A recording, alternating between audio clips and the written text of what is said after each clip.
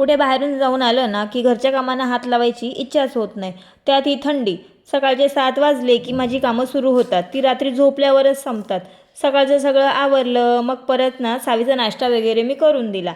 सावीने नाश्ता करून घेतला. मग आमच्या सावीबाईचे खेळ सुरू होतात. मम्मा हे नको, मम्मा ते खेळायचे, मम्मा असं नको, मम्मा तसं नको. आणि तिचा बड्डे जिथून झाला आहे ना तिथून तिला ना हे आरतीचं खूळ लागलं आहे. सारखं आपलं तेच, खेळ कमी आणि पसारात जास्त. दुपारचं जेवण बनवायला घेतलं की मॅडमला काहीतरी खायला द्यावं लागतं, नाहीतर मॅडम कड्यावर बसण्यासाठी सारख्या रडतात. स्वयंपाक ठेवला आणि म्हटलं ही भांडीसुद्धा लगेच घासून घेऊ, राहिली की राहूनच जातात.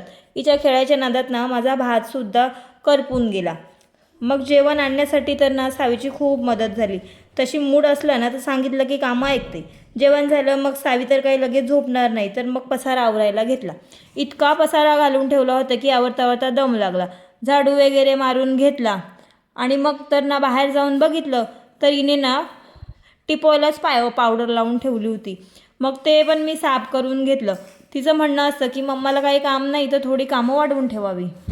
मग मी कपडे सुकत घातले होते 2-3 दिवस ना तसेच राहिले होते, ते पण काढून घेतले आणि मग ना ते घड्या वगैरे घालून घेतल्या आणि मग ते कपाटात वगैरे ठेवून घेतल्या आणि मग सावीला झोपवायला घेतलं. चला भेटूयात नेक्स्ट व्हिडिओमध्ये. आता पुरतं बाय.